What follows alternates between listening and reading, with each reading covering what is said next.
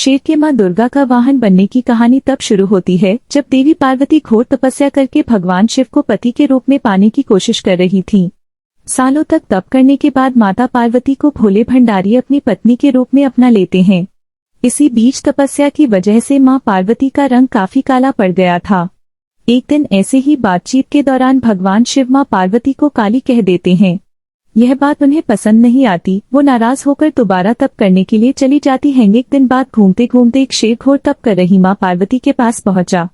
उन्हें खाने की इच्छा से वो वहां घूमता रहा। मां को तप में लीन देखकर शेर भी वहीं इंतजार करता रहा। देवी का इंतजार करते करते सालों बीत गए। शेर मां पार्वती के तेज की वजह से उनके पास नहीं पहुंच पाता था। कोशिश करता और असफलता हाथ लगने पर दोबारा लौटकर कोने में बैठ जाता। होते होते कई साल बीत गए। मां के तप से खुश होकर भगवान शिव प्रकट हुए और मां से मन चाहा वर मांगने को कहा। देवी पार्वती अपना गोरा रंग वापस चाहती हैं। भगवान ने आशीर्वाद दिया और वहां से चले गए। वरदान मिलते ही मां पार्वती नहाने के लिए चली गई। नहाते ही उनके शरीर से एक और देवी का जन्म हुआ, जिनका नाम कौशिकी पड़ा। उनके शरीर से काला रंग भी निकल गया था और मां का रंग पहले की तरह ही साफ हो गया।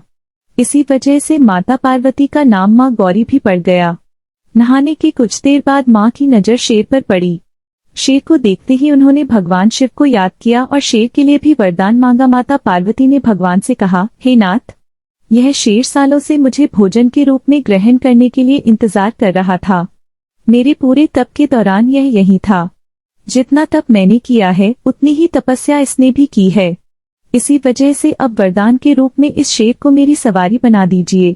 भगवान ने प्रसन्न होकर माता की बात मान ली और शेर को उनकी सवारी बना दिया। आशीर्वाद मिलने के बाद माता शेर पर सवार हो गईं और तभी से उनका नाम मां शेरावाली और दुर्गा पड़ गया।